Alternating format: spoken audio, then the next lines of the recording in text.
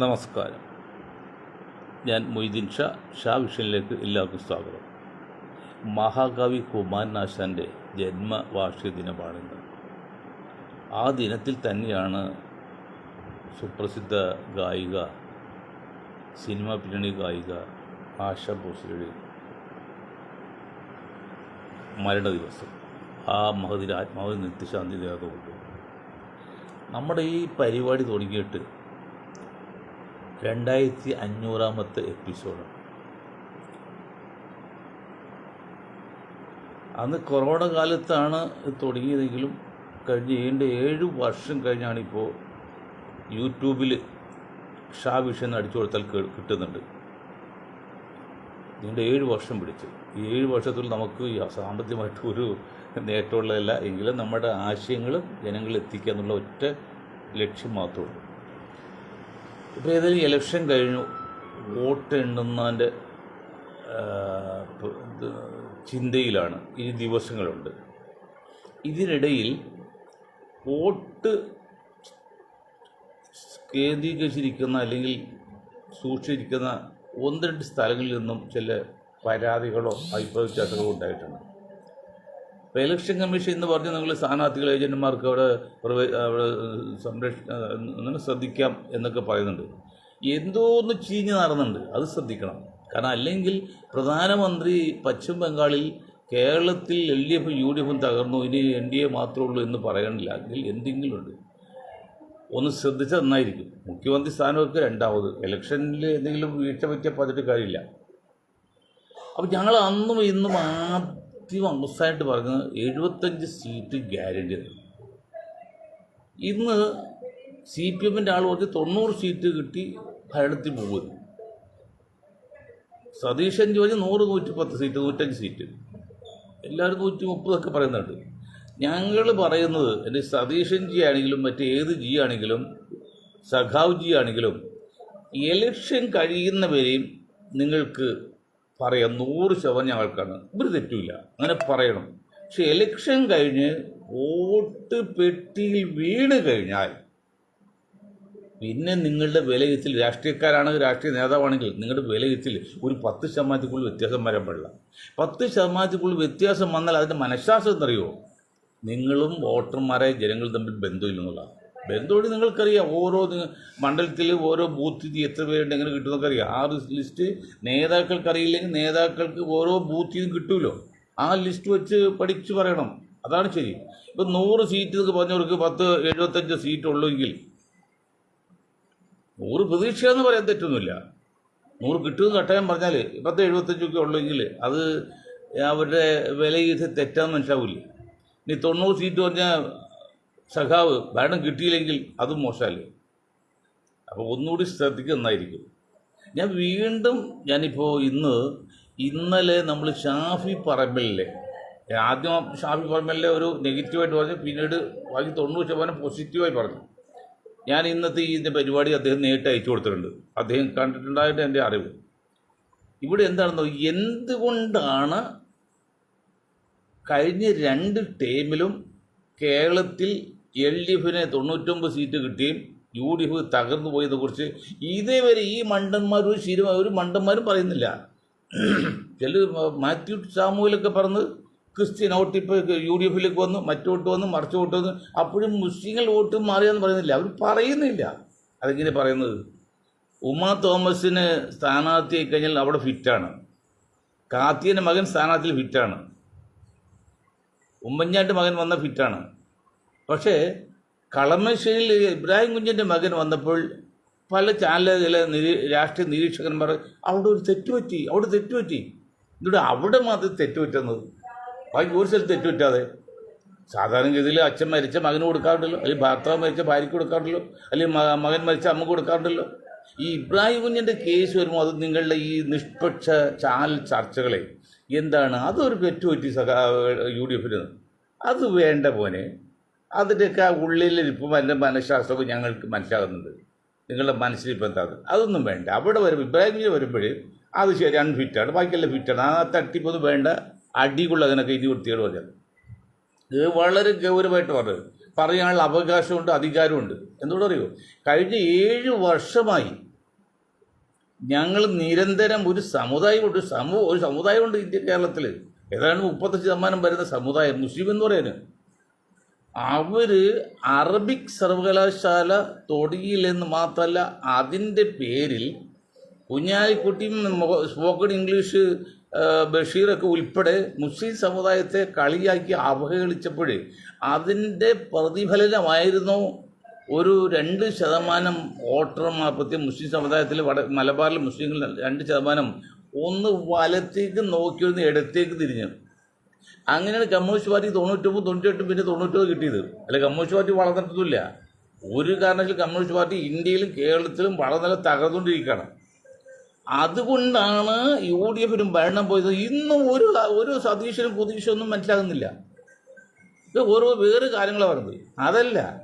അപ്പം അതിൻ്റെ കാരണം കണ്ടുപിടിച്ചിട്ട് നിരന്തരമായി കഴിഞ്ഞ 7 വർഷക്കാലം ഈ സമുദായത്തിലേക്ക് ഞങ്ങളുടെ ഈ വാർത്ത ഇഞ്ചക്ട് ചെയ്ത് ബോധവൽക്കരണം ചെയ്ത് തെറ്റുകൾ തിരുത്തി അവരെല്ലാം ക്ഷമിച്ച് ഇനിയും ഒരു പരീക്ഷണ സമയമില്ല എന്ന് മനസ്സിലാക്കി ഇത്തവണ UDF തോറ്റു കഴിഞ്ഞാൽ ആകെ കൂടി ഒരു പിന്നോക്ക വിഭാഗങ്ങൾ, പ്രത്യേകിച്ച് ന്യൂനപക്ഷങ്ങൾക്ക് അപകടമാണെന്ന് മനസ്സിലാക്കിയിട്ട് ഞങ്ങൾ നിരന്തരമായി ബോധവൽക്കരണം. മനുഷ്യൻ സാമൂഹ്യ ജീവിയാണ്. നാലിനെ കോൺഗ്രസ് പറയില്ല. സാമൂഹ്യ ജീവിയാണെങ്കിൽ അവനൊരു പ്രതികരണ ശേഷി ഉണ്ടാകണം. പ്രതികരണ ശേഷി ഉണ്ടാകണമെങ്കിൽ അത് ബോധവൽക്കരണം ചെയ്യണം. ബോധവൽക്കരണം ചെയ്ത് അവൻ്റെ പണി തീർന്നു, ആ നേതാവിന് പണി തീർന്നു, പിന്നെ അവർ പ്രതികരിച്ചോളും. അങ്ങനെ പ്രതികരിച്ച് ഏതാണ്ട് 80% കൂട്ട് വോട്ട് ചെയ്തതിൽ ഒരു പ്രധാന ഘടകം മുസ്ലിം വോട്ടാണ്. ഞാൻ ഈ മാത്യു സാമിനോടും മറ്റേ സതീഷിനോടും ഒക്കെ പറയാണ്, ഘടകമാണ്. നിങ്ങൾ പറയുന്ന രീതിയിൽ ഈഴവർ മുഴുവൻ വോട്ട് ചെയ്ത് എത്ര ശതമാനമുണ്ട്? ഈഴവർ നായർ മുഴുവൻ വോട്ട് ചെയ്ത് എത്ര ശതമാനമുണ്ട്? ക്രിസ്ത്യൻ മുഴുവൻ വോട്ട് ചെയ്ത് എത്ര ശതമാനമുണ്ട്? ദളിത് മുഴുവൻ വോട്ട് ചെയ്ത് എത്ര ശതമാനമുണ്ട്?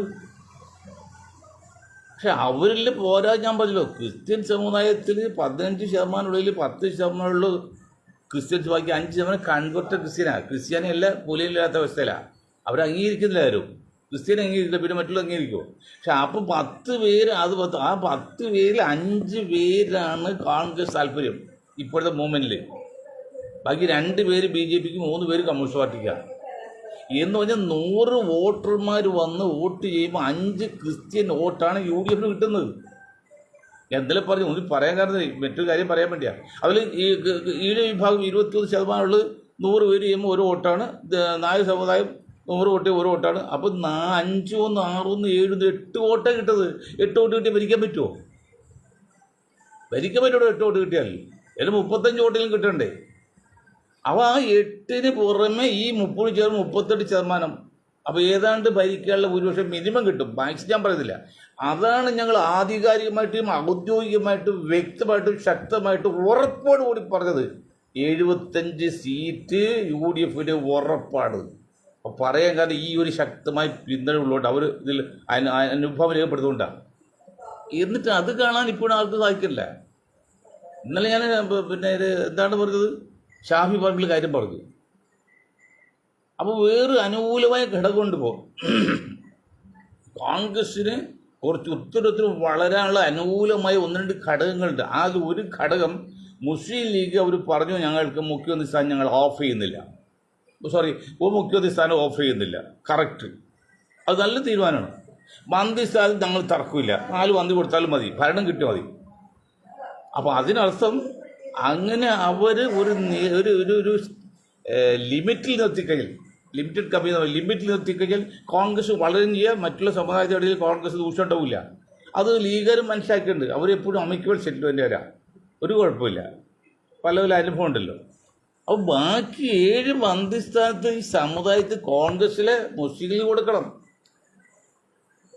കാരണം TU ബാബാ സാഹിബ് അറിയപ്പെടുന്ന നേതാവാണ്, അറിയപ്പെടുന്ന സമ്പന്നനാണ്. ഞങ്ങളുടെ ഭാഗത്ത് സമ്പന്നനാണ്. ഞങ്ങളുടെ ഒരു ചെറിയ ഫാമിലി ബന്ധം, ചെറിയ ബന്ധമൊക്കെയുള്ള ദീർഘമായിട്ടത്. അദ്ദേഹം നിങ്ങൾ പറയാലോ, പരിശുദ്ധ റമളാൻ മാസത്തിൽ പദയാത്ര നടത്തിയ ബാവായെ എന്ന് പറഞ്ഞ് പരിശുദ്ധ റമളാൻ മാസത്തിലാണ് അദ്ദേഹം പദയാത്ര നടത്തിയത്. അത്ര കണ്ട് പാർട്ടി ആത്മാർത്ഥമായിട്ട് അയാളാ. ആ മനുഷ്യൻ നിങ്ങൾ ഒരു ബെസ്റ്റ് പോലും ഉണ്ടാക്കിയിട്ടുണ്ടോ? കോൺഗ്രസ്സുകാരെ വോട്ട് കഴിഞ്ഞില്ല, ഇനി പറയാമല്ലോ, ഉണ്ടാക്കിയിട്ടുണ്ടോ? അതിനുശേഷം ഒരു മുസ്ലിം KPC പ്രസിഡന്റ് ആക്കിയിട്ടുണ്ടോ? ആകെ അശ്വനെ കൊണ്ട് ആക്കിയല്ലോ. അശ്വിനെ കൊണ്ട് ആക്കിയിട്ട് നെറികെട്ട് വർത്താനം പറയിപ്പിക്കരുത്. അശ്വിനെ കൊണ്ട് ആക്കിയിട്ട് മരിച്ചോ ഉമ്മൻചാണ്ടി ഇന്നത്തെ രമേശും കൂടി നേരെ ഡൽഹിക്ക് പറക്കായിരുന്നു അയാളെ മാറ്റാൻ വേണ്ടി. അസ് നയിക്കുന്ന പദയാത്ര ഉണ്ടായി, അത് തൃശ്ശൂർ എത്തിയുള്ളൂ. എന്നിട്ട് ഒരാഴ്ച കഴിഞ്ഞാൽ ട്രിവാൻഡ്രത്ത് എത്തുമായിരുന്നു. അതൊരു കാത്തിക്ക് ക്ഷമയില്ല. മുസ്ലിം ഇരിക്കാൻ പാടില്ല. പണ്ട് സർ CP കാലത്ത് ഒരു ദിവാൻ അബ്ദുള്ള തമിഴ്നാട്ടുകാരാണ്. അദ്ദേഹം ദിവാനായി വന്നപ്പോഴല്ലോ പത്മാഭിഷേക വിഷയത്തിൽ പ്രതിമയുടെ ബിംബത്തിൻ്റെ കണ്ണി വെള്ളം വന്ന് പ്രതിമയ്ക്ക് ഇഷ്ടമായില്ല, ദൈവത്തിന് ഇഷ്ടമായില്ല ഇവർ മുസ്ലിം ആ കസലിരിക്കുന്നത് എന്ന് പറഞ്ഞിട്ട് പറഞ്ഞായിട്ട് എൻ്റെ വാപ്പ ഒരു ഗ്രാമീണനാണ്. ആ ഗ്രാമീണ വാപ്പ എങ്ങനെ അറിഞ്ഞു വിവരം? അപ്പോൾ കേട്ട് വന്നാണ്. അങ്ങനെയുള്ള കാര്യങ്ങൾ നമ്മൾ കേരളത്തിലെ പൂർവിക സമ്പന്നന്മാരൊക്കെ അങ്ങനെ എന്നിട്ട് ഇത്രയും വർഷത്തിനടുക്ക് ഒരു KPC പ്രസിഡൻ്റായിട്ട് ഈ സമുദായത്തിൽ വഹിക്കാൻ സാധിച്ചോളൂ നിങ്ങൾ രാഹുൽ ഗാന്ധിക്കും ഈ സതീശനൊക്കെ? പറയുമ്പോൾ കുറേ സങ്കടമുണ്ട്. ഇതെല്ലാം ഞങ്ങളോടാണ് ചോദിക്കുന്നത്. ഈ 40% വരെ വിഭാഗപ്പെട്ടില്ലേ ബുദ്ധിജീവികളെ ചെറുപ്പക്കാരെ ഞങ്ങളോട് ചോദിക്കുന്നത്. ഞങ്ങൾ എന്തിനു ചെയ്യണം സാറേ? ഞങ്ങൾ എന്തിനു ചെയ്യണം? ഗവൺമെൻറ് സപ്പോർട്ട് ചെയ്യണം എന്ന് പറഞ്ഞ് മാറി നിൽക്കുന്നവർ ഞങ്ങൾ പരിധിവരെ പറഞ്ഞ് മനസ്സിലാക്കി അവരെല്ലാം ഉറപ്പ് കിട്ടിയതിന് ശേഷമാണ് 75 സീറ്റ് എന്ന് പറഞ്ഞത്. പക്ഷെ ഇപ്പോഴും നിലനിർത്താനും ഒരു 75-80 ആക്കാനും കോൺഗ്രസ് പരിപാടിയില്ല. ഇപ്പോഴും 100 പേര് വന്ന് വോട്ട് ചെയ്യുമ്പോൾ ഒരു വോട്ട് കിട്ടുന്ന നായർ വിഭാഗത്തെ മുഖ്യമന്ത്രിയാണ് ശ്രമിക്കുന്നത്.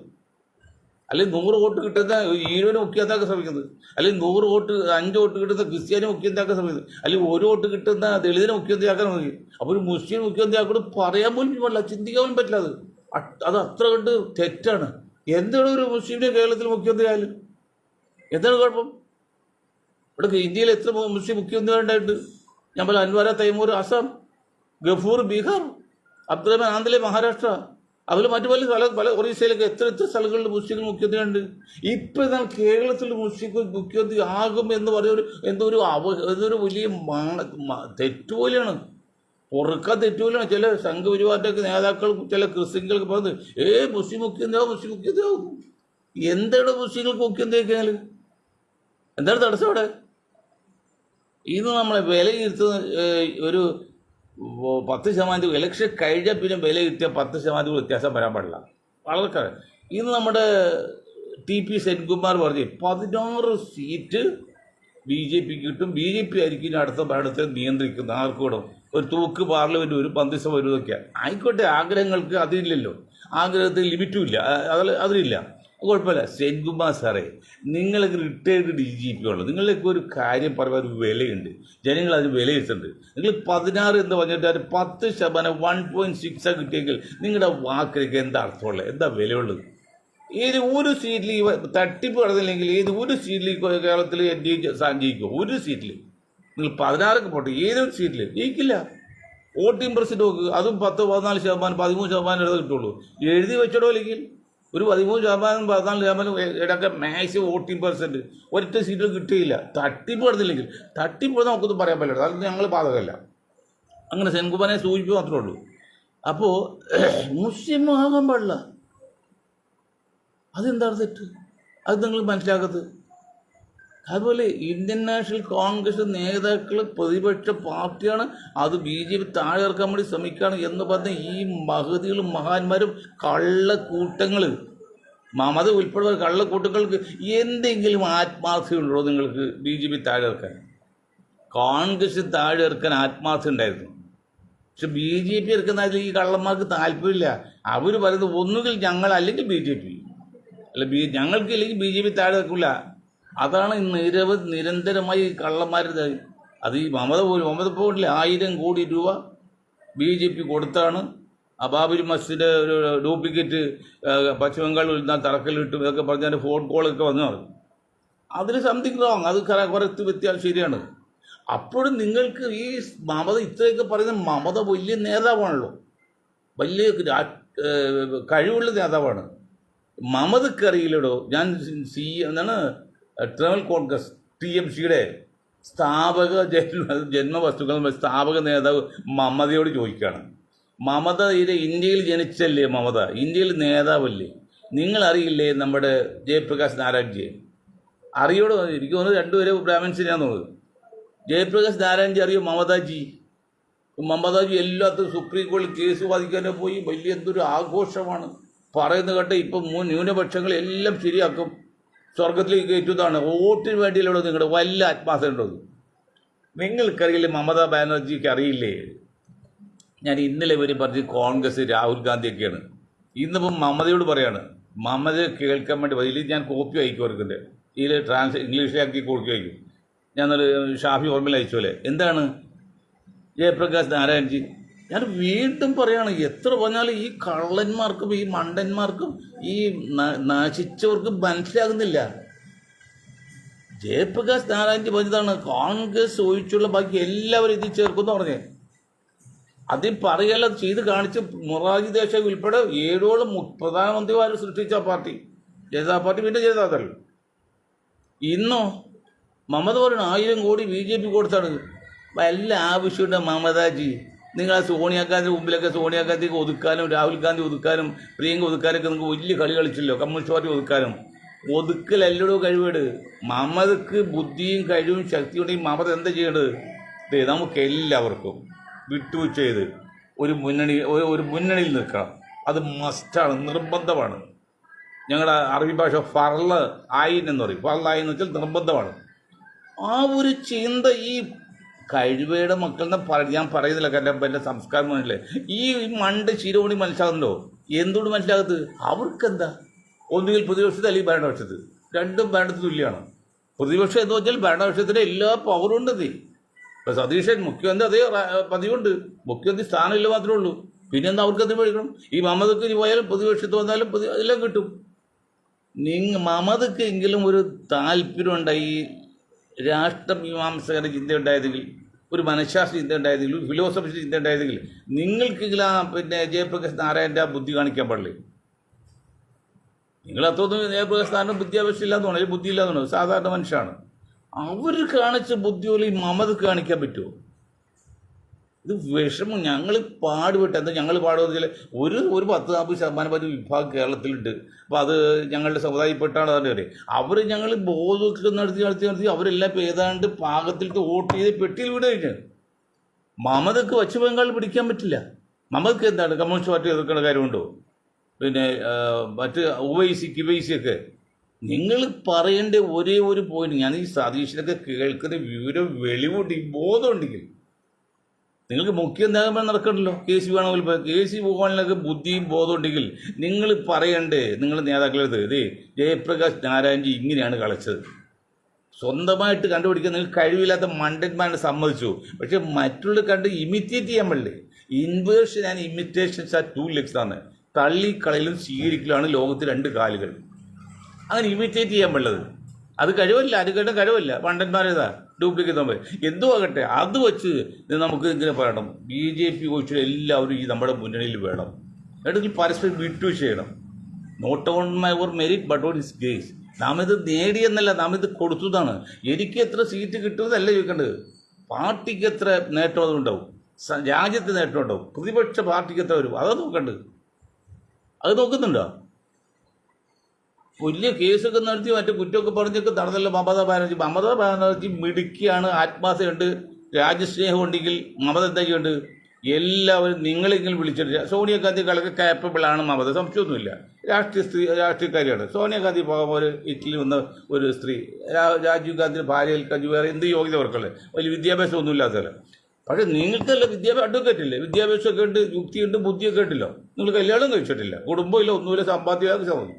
നിങ്ങൾക്കെങ്കിലും ഇവരെല്ലാം കൂടെ നിർത്തിയിട്ട് ഞാൻ ഒരു അധികാരത്തിൽ വരുന്നില്ല, ഞാൻ പിന്നെ മധ്യവർത്തിയായിട്ട് നിൽക്കും, നിഷ്പക്ഷമായിട്ട്, എനിക്കൊരു സ്ഥാനം വേണ്ട. അപ്പോൾ നിങ്ങൾ പൂവിട്ട് പൂജിക്കില്ലേ? ജയപ്രകാശ് ധാരാളം കാണിച്ചില്ല. അത് നിങ്ങൾക്ക് എന്ത് കാണുന്നത്? അപ്പോൾ നിങ്ങളുടെ ലക്ഷ്യം ഒന്നുകിൽ മുഖ്യമന്ത്രി അല്ലെങ്കിൽ പ്രധാനമന്ത്രി, അതിൽ ഒന്നും സമ്മതിക്കില്ല. അതാണല്ലോ അന്ന് ബീഹാറിൽ നിതീഷ് കുമാറിനെ ആക്കിയപ്പോഴേ ഇവരാകാൻ ശ്രമിച്ചു. അങ്ങനെ അത് അവരെ മാറ്റി ഇവരെ മാറ്റി വിട്ടൊക്കെ നിതീഷ് കുമാരെ തള്ളിക്കേണ്ട വല്ല കാര്യമുണ്ടോ? നിതീഷ് കുമാരെ തള്ളിക്കളയാതെ ആ മുന്നണി ചാർജ് ഏൽപ്പിച്ചതെങ്കിൽ രാഹുൽ ഗാന്ധിക്ക് ഇന്ന് വേണമെങ്കിൽ മുഖ്യമന്ത്രി പ്രധാനമന്ത്രിയാകായിരുന്നു. അപ്പോൾ ഇത് അയാൾ കൊടുക്കാൻ പറ്റില്ല. ഇരിക്കരുത് വേണം. എനിക്ക് എന്നെ പ്രധാനമന്ത്രിയാകാനുള്ള എന്ത് യോഗ്യതയോ രാഹുലെ നിങ്ങൾക്കുള്ളത്? ഞാൻ പരസ്യമായിട്ട് പറയാണ്, എത്ര പണികളാണ്, എന്ത് യോഗ്യത ഇന്ത്യയിലെ പ്രധാനമന്ത്രിയാകാണ്ട്? ഒരു പഞ്ചായത്ത് മുമ്പിൽ നിങ്ങളായിട്ടുണ്ടോ? MP ആയിട്ടുണ്ട് ശരിയാണ്, ഒരു മുഖ്യമന്ത്രി ആയിട്ടുണ്ട്, ഏതിലും മന്ത്രി ആയിട്ടുണ്ടോ? ഇടുത്ത വഴി പ്രധാനമന്ത്രി കൊഞ്ഞു എനിക്ക് വേണ്ട, അത് കിട്ടിയ കളയാൻ വേണ്ടിയല്ലേ? 545 എത്ര 430 സീറ്റൊക്കെ കിട്ടി രാജീവ് ഗാന്ധിയെ ഇന്ത്യയിലെ ജനങ്ങൾ സ്ഥാനേൽപ്പിച്ച് അതെല്ലാം കളഞ്ഞു കുളിച്ച് അവസാനം അദ്ദേഹത്തെ കൊന്നും കളഞ്ഞില്ലേ? അപ്പം നമുക്ക് സ്ഥാനമല്ല വലിപ്പം, രാജ്യമാണ്, പാർട്ടിയാണ്. അങ്ങനെ ചിന്തിക്കല്ല കോൺഗ്രസ് പണ്ടുമില്ല. അത് കോൺഗ്രസ് TH മുസ്തഫയുടെ മകനാണല്ലോ സക്കീർ ഹുസൈൻ, നല്ല പയ്യനെ, കുഴപ്പക്കാരനല്ല, വലിയ വെള്ളാടി വലിയ പെണ്ണുകൂടി ഒന്നുമില്ല, ഇപ്പോൾ ഒരു ശാന്തനാണ്. അത് മുസ്തഫയുടെ ആ പാരമ്പര്യം കിട്ടിയിട്ടുണ്ടല്ലോ, വാപ്പാട് കോൺഗ്രസ്സുകാരനെയാണ്. ആ പയ്യന് അവസരം കിട്ടിയിട്ടുണ്ടോ? അവസരം കിട്ടിയെന്ന് മാത്രമല്ല, ഈ കള്ള യൂത്ത് കോൺഗ്രസ്സുകാർ വരുമ്പോൾ ഒരു ബോയ്സ് സ്കൂൾ കുത്തി തോന്നുന്നു രാത്രി ഡേറ്റ് ഓഫ് ബർത്ത് കോപ്പി എടുത്തിട്ട് ഫാക്സ് അയച്ചിലോട് സോണിയാഗാന്ധിക്ക്. നാളെ യൂത്ത് കോൺഗ്രസ് പ്രസിഡന്റായിട്ട് പ്രഖ്യാപിക്കുന്നു. തലേ ദിവസം രാത്രി സോണിയുടെ ഓഫീസിലേക്ക് എടുക്കാണ്. സോണി രാവിലെ ഓഫീസിൽ വന്നിട്ട് ഇതിലേക്ക് എടുക്കുന്നു. എന്താണ് 40 പുള്ളി നാളെ യൂത്ത് കോൺഗ്രസ് പ്രസിഡന്റ് നിശ്ചയിച്ചാലും ചാർജ് എടുക്കും ഒരാഴ്ച ചാർജ് എടുക്കുമ്പോഴേക്കും ഇവർ 40 വയസ്സ് കഴിയുന്നു. ഒന്ന് ആലോചിച്ച് നോക്കി, കോൺഗ്രസ് ഐക്യം. ഇവരൊക്കെ ചാട്ടവാറടിക്കേണ്ട സമയം കഴിച്ചിരിക്കുക. എങ്കിലും ജനങ്ങൾ ഒരു അവസരം കൊടുത്തേക്കാണ്. അവസരം കൊടുത്തതിൻ്റെ പേരിലാണ് കോൺഗ്രസ് ചിഹ്നത്തിൽ മത്സരിച്ചവർക്കെല്ലാം UDF വോട്ട് ചെയ്തേക്കണത്. ഇതെന്നും ഈ ആനുകൂല്യം പ്രതീക്ഷിക്കണ്ട. നിങ്ങൾ വൃത്തികേട് കാണിച്ചാൽ ഇതുപോലെ നാളെ വീണ്ടും LDF തന്നെ അധികാരത്തിൽ കിട്ടും. ഒരു ചുക്കും പേടിക്കണ്ട. മര്യാദ 100 വോട്ട് ചെയ്യുമ്പോൾ ഒരു വോട്ട് കിട്ടുന്ന 1000 സമുദായത്തിന് മുഖ്യമന്ത്രി സ്ഥാനം വേണമെന്ന് പറയാം. അത് ഒരാളല്ല, 6-7 പേര്. നിങ്ങൾക്ക് മാത്രം എന്ത് പ്രിവിലേജ്? എന്താണ് പ്രിവിലേജ്? അത് 100 വോട്ട് ചെയ്യുമ്പോൾ 5 വോട്ട് കിട്ടുന്ന ക്രിസ്ത്യൻ സമുദായത്തിൽ അത് നിങ്ങൾക്ക് എന്ത് പ്രിവിലേജ്? നിങ്ങൾക്ക് വേണം. എന്ത് ന്യായമാണത്? അതൊന്നും വേണ്ടതേ. ജനസംഖ്യക്ക് ആനുപാതികമായിട്ട് നിങ്ങളുടെ അടുത്ത് ഒരു കുഴപ്പമില്ല. അതിൽ കവിഞ്ഞില്ല. ഇപ്പം ഇറാൻ പറയും പോലെ അതിൽ കവിഞ്ഞ ഒരു വിട്ടുവെച്ച് ഞങ്ങളില്ല. ഇപ്പം ഇറാനെ നമ്മളിപ്പോൾ അനുകൂലിച്ച് സംസാരിക്കുന്നുണ്ട്. പക്ഷേ ഇന്ത്യ ഗവൺമെൻറ് നാളെ ഇറാനായിട്ട് അകൽച്ച വന്നാൽ ഞങ്ങളത് ഇറാനെതിരെയാവും. അത് പറഞ്ഞൊരു കാര്യമില്ല. നമ്മൾ രാജ്യം മഹാരാജ്യം ഇന്ത്യയാണ്. നമ്മൾ ഇന്ത്യക്ക് വേണ്ടി വാദിക്കുള്ളൂ. ഞാൻ വീണ്ടും പറയുകയാണ്, ഇപ്പം ഞങ്ങൾ പല പ്രാവശ്യം ഇറാന് വേണ്ടി വാദിക്കുന്നുണ്ട്. വാദിക്കല്ല, ഇറാന് അനുകൂലമായിട്ട് ചില കാര്യം വരുന്നുണ്ട്. പക്ഷേ നാളെ India government government of India ഇറാനെതിരെ വന്നാൽ ഞങ്ങൾ ഇറാനെതിരെയാവും. അതിലൊരു സംശയം വിചാരിക്കണ്ട. ഈ പുകഴ്ത്തിപ്പതൊന്നും അപ്പോൾ ഉണ്ടാവില്ല. ഇപ്പോൾ ഇന്ത്യ ഗവൺമെൻറ് എതിർക്കാത്തതിൻ്റെ പേരിലാണ് ഞങ്ങൾ ഭാഗികമായിട്ടെങ്കിലും പറയുന്നത്. അതുപോലെ ഇപ്പോൾ നമ്മൾ കോൺഗ്രസ് സപ്പോർട്ട് ചെയ്യുന്നതിൽ ഒരു മനസ്സിലാക്കാൻ വേണ്ടി കൊടുക്കുകയാണ്. അങ്ങനെ ചെയ്യുന്നില്ല. അതുകൊണ്ട് 7 മന്ത്രിസ്ഥാനം മുസ്ലിം സമുദായത്തിൽ കൊടുക്കണം. അത് 4 ലീഗ് കൊടുത്തുപോയി. ലീഗ് 4 കൊടുക്കരുത്. അവരത് മതി. അവർ തർക്കമൊന്നും ഉണ്ടാക്കൂല. അവർ കാര്യം മനസ്സിലാക്കേണ്ടത്. അല്ലെങ്കിൽ ഞാൻ ഇന്നലെ പറഞ്ഞില്ല, മരം അറിയാതെ കൊടിയിട്ട മരം ഉണങ്ങും. അതായത് മരം ഉണങ്ങുമ്പോൾ കൊടി പോകും. കോൺഗ്രസ് നയിച്ചാൽ അവിടെ ലീഗ് നശിക്കും. പിന്നെ ലീഗിന് വഴി എന്താണ്? ഒന്നുമില്ല BJP അല്ലെങ്കിൽ കമ്മ്യൂണിസ്റ്റ് പാർട്ടി. അത് രണ്ടും അത്ര സുരക്ഷിതമല്ല. അപ്പോൾ അത് ലീഗുകാർ ഒരു ഡിമാൻഡും വയ്ക്കരുത്. നിങ്ങൾ ഭരണത്തിൽ പങ്കെടുക്കുക, ന്യായമായിട്ട് കിട്ടുന്നത് വാങ്ങിക്കുക. ബാക്കി എന്ന് വെച്ചാൽ കൊടുക്കരുതല്ല, ലീഗിന് കൊടുക്കരുതെന്ന് പറഞ്ഞത്. മുസ്ലിം സമുദായത്തിന് കൊടുക്കണം. അതല്ലേ മുസ്ലിം സമുദായത്തിന് കൊടുക്കാതെ ഞാൻ ഇന്നലെ പറയും 1,20,00,000 മുസ്ലിമാണ് കേരളത്തിലുള്ളത്. അതിൽ 20 ലക്ഷമാണ് ലീഗിൻ്റെ മെമ്പർഷിപ്പുകൾ. 21 ലക്ഷമാണ്. ബാക്കി 1 കോടി പുറത്ത് കിടക്കണം. ആ 1 കോടി പുറത്ത് കിടക്കുമ്പോഴേ അവരെ കൂടി സപ്പോർട്ട് കിട്ടിയാൽ മാത്രമേ കോൺഗ്രസ് നിലനിൽക്കാൻ പറ്റുള്ളൂ. പണ്ട് അങ്ങനെയായിരുന്നു. പണ്ട് മുസ്ലിങ്ങൾ 90% ലീഗ് അല്ലെങ്കിൽ കോൺഗ്രസ്സിലായിരുന്നു. അവർ മാറിപ്പോയി പല കാരണങ്ങളുണ്ട്. എന്താ ഈ കോൺഗ്രസ് നേതാക്കൾ കുഴപ്പമുണ്ടാ? ഞങ്ങൾ TO ബാബ സ്ഥാപിച്ചിട്ട് TO ബാബ സാഹിബ് മരിച്ചിട്ട് ഒരു ബസ് സ്റ്റാൻഡ് ഉണ്ടാക്കിയോ, ഒരു ബസ് സ്റ്റോപ്പ് ഉണ്ടാക്കിയോ. പക്ഷേ ഇന്നലെ മരിച്ച UJ തരേനെ നിങ്ങൾ ആലുവ മുനിസിപ്പൽ കോർപ്പറേഷൻ കൊടുത്ത് മെമ്മോറിയലാക്കിയില്ലേ? വേണ പ്രേം നസീർ കഷ്ടപ്പെട്ട് 139 മണ്ഡലത്തിൽ വർക്ക് ചെയ്ത് പിന്നെ ഷുഗർ കൂടി മരിച്ചുപോയി. ഒരു ബസ് സ്റ്റോപ്പ് ഉണ്ടാക്കിയുള്ളൂ. ആ സത്യത്തിലൊക്കെ മരിച്ചിട്ട് ഒരു 2 ആഴ്ചക്കുള്ളിൽ ഇതുണ്ടാക്കിയില്ലേ? അവസാനം നസീർ മരിച്ചത് എന്നാൽ കോൺഗ്രസ്സുകാരനായിട്ടാണ്. ഞാൻ വേറെ കാര്യം പറയാം. എൻ്റെ ഒരു അളിയൻ കൂടെ AK അബ്ദുൽ വാഹിദ് ചെമ്പറക്കിൽ ജന്മന കമ്മ്യൂണിസ്റ്റായിരുന്നു. അവസാനം നിങ്ങൾ കുത്തിത്തിരിപ്പുണ്ടാക്കി കമ്മ്യൂണിസ്റ്റ് പുറത്താക്കി പുള്ളി കോൺഗ്രസ് ചേർന്നത് പെട്ടെന്ന് മരിച്ചുപോയി. ഒരു ബസ് സ്റ്റോപ്പ് ഉണ്ടാക്കിക്കോളൂ AK അബ്ദുൽ വാഹിദിന് വേണ്ടി. എൻ്റെ മാതാപിതാക്കൾക്ക് വേണ്ടി ബസ് സ്റ്റോപ്പ് ഉണ്ടാക്കിയിട്ടല്ലോ. കോൺഗ്രസിലെ അവസരം മറ്റു അത് കമ്മ്യൂണിസ്റ്റ് എന്തെങ്കിലോ ഒരു കല്യാണം ഒരു ഹാൾ വരെ ഉണ്ടാക്കിയത്. അവിടെയൊക്കെ കമ്മ്യൂണിസ്റ്റ് നമ്മൾ സപ്പോർട്ട് ചെയ്യണം. അതൊക്കെ അപ്പോൾ ഏതായാലും ഒരു കാര്യം പറയാൻ സമയം തീരാൻ പോകണം. കോൺഗ്രസ് ഈ സമുദായത്തിലെ അതിൽ 100 വോട്ടിയോ 30 വോട്ട് കിട്ടുന്ന ഒരു സമുദായമുണ്ട് കേരളത്തിൽ. അവരെ അണികളെ പിടിച്ചു നിർത്താൻ വേണ്ടി പ്രഥമ ദൃഷ്ട്യ ശരിയാണ് ഇപ്പോൾ സഹായിക്കുന്നുണ്ട് എന്ന് പറഞ്ഞ് കാണാതെ വെറുതെ ഊഹാഭോഗം പറിച്ച് കൊടുക്കരുത്. ഇവിടെ ക്രിസംഗിയും കാസയൊക്കെ ഊഹാഭോഗം പറയും. മുസ്ലിം മുഖ്യമന്ത്രിയാക്കും, ഉപമുഖ്യമന്ത്രിയാവും. ഉപമുഖ്യമന്ത്രി എന്ത് മുസ്ലിം ലീഗിന് അല്ലെങ്കിൽ മുസ്ലിമിന് മുഖ്യമന്ത്രി കുഴപ്പം? എന്താ കുഴപ്പം? അത് മനസ്സിലാക്കത്ത്. നിങ്ങൾക്കാകാമെങ്കിൽ ഇത്തവർക്ക് ആകാൻ പാടില്ലേ? അപ്പം അതുകൊണ്ട് കോൺഗ്രസ് സതീഷിനൊക്കെ അധികാരമോഹം കാണിക്കാതെ പിന്നെ നിങ്ങൾക്ക് പറ്റിയ ഒരു അവസരമാണ്. ഷാഫി പറമ്പിൽ ഒരു ജാതി എന്ന് പറഞ്ഞ ആളല്ല, നിങ്ങൾക്ക് നിൽക്കുകയും നിങ്ങളുടെ കൊടുക്കും ചെറുപ്പമാണ്. ആ ഷാഫി പറമ്പിലിന് മുഖ്യമന്ത്രി സ്ഥാനം കൊടുത്ത് മുന്നോട്ട് പോയാൽ രാഹുൽ നല്ലതാണ്, പ്രിയങ്ക നല്ലതാണ്, സതീഷ് നല്ലതാണ്. നിങ്ങൾക്ക് ഭരണം മുന്നോട്ട് കൊണ്ടുപോയി ചെയ്യാം. ഷാഫി മുഖ്യമന്ത്രി സ്ഥാനം ഏറ്റുകൊണ്ട് നിങ്ങൾക്ക് ഒരു നഷ്ടം വരാൻ പോകില്ല. പുള്ളി ഒന്നും ഏറ്റുകൊണ്ട് പോയില്ല. പക്ഷെ പേര് ഇരിക്കുമ്പോൾ ഈ 30 വോട്ട് കിട്ടുന്നവരെ ഒരു വോട്ടർമാർക്ക് ഒരു സ്വാഭാവികമായിട്ടും ഒരു താല്പര്യം ഉണ്ടാവും. അല്ലെ, പാമ്പ് കടിച്ചു കൊണ്ടുപോയി ഞാഞ്ഞൂലും പറയും ഞങ്ങളോട് കളിച്ച് അങ്ങനെ ഇരിക്കുന്നു പറയും പോലെ. അപ്പോൾ ഞങ്ങളുടെ സമുദായത്തിൽ ഒരു സ്ഥാനം ഉണ്ടല്ലോ കോൺഗ്രസ് എന്ന് തോന്നും. അങ്ങനെ ചെയ്യാൻ ദയവ് ചെയ്ത് മുസ്ലിം ലീഗ് നിങ്ങൾ ദയവ് ചെയ്ത് ഒരിക്കലും അത് പാര വയ്ക്കരുത്. ചില മുസ്ലിം KPC പ്രസിഡൻ്റായ കാലത്ത് മുസ്ലിം ലീഗ് പാര വെച്ചാണ് കിട്ടാത്തതെന്നൊക്കെ റിപ്പോർട്ട് പുറത്തിട്ട് ഞാനൊന്നും പറഞ്ഞില്ല എന്നുള്ളൂ. അത് ഇവിടെ മുഖ്യമന്ത്രി സ്ഥാനത്ത് വരുമ്പോൾ നിങ്ങൾ പിന്നെ കാല് വാരി പ്രിയങ്കയും സോണിയാഗാന്ധിയും ഫാക്സ് ചെയ്യരുത്. നിങ്ങളുടെ നിലനിൽപ്പ് അപകടത്തിലാവും. അതുകൊണ്ട് നിങ്ങളുടെ നിലനിൽപ്പ് അപകടത്തിലാകാതിരിക്കണമെങ്കിൽ, ഉറപ്പാക്കണമെങ്കിൽ നിങ്ങൾ കുറച്ചൊക്കെ വിട്ടുവീഴ്ച ചെയ്ത് ഒതുങ്ങിപ്പോകണം. നിങ്ങൾ ഏതായാലും മുഖ്യമന്ത്രി ആവില്ല, ആകാൻ സാധ്യമല്ല, ആകാൻ പാടുമില്ല ആ ജാതിയുടെ പേരിലുള്ള പാർട്ടിക്ക്. പക്ഷെ നിങ്ങൾ മറ്റുള്ള ആക്കാതിരിക്കരുത്. പല സന്ദർഭങ്ങളും പ്രത്യേകിച്ചും KPCCയിൽ അല്ലെങ്കിൽ KPCCയിലൊക്കെ മുസ്ലിം ബാധ്യത കുറയാൻ കാരണം ലീഗിൻ്റെ ശക്തമായ പിടുത്തമാണ്. നിങ്ങൾ പറഞ്ഞ് കേൾക്കുകയും ചെയ്യും. ഇതൊക്കെ 3 നാൾ വെള്ളത്തിന് അടിയിൽ പോയി മൂത്രം വെച്ചാൽ തിരിച്ചു വരുമ്പോൾ അറിയുന്ന കാലാണ് ഓർമ്മ. നിങ്ങളുടെ മനസ്സിലിപ്പോൾ എന്നാൽ മനസ്സിലാക്കുക. അത് കഴിഞ്ഞൊക്കെ പോയിക്കഴിഞ്ഞു. ഇനി മുസ്ലിം സമുദായത്തിൽ ഒരു മുഖ്യമന്ത്രിയായിട്ട് എന്തെങ്കിലും കാരണവശാൽ ചർച്ച വരുമ്പോൾ നിങ്ങൾ രഹസ്യമായിട്ട് സോണിയാഗാന്ധിക്കോ പ്രിയങ്കോ ഫാക്സ് ചെയ്യരുത്. ഫാക്സ് ചെയ്താൽ സംഗതി പ്രശ്നമാകുമെന്ന് പറഞ്ഞുകൊണ്ട് ഞാൻ എൻ്റെ വാക്കുകൾ നിർത്താൻ നിങ്ങൾക്ക് ഒരാഴ്ച ജയ് ഹിന്ദ്.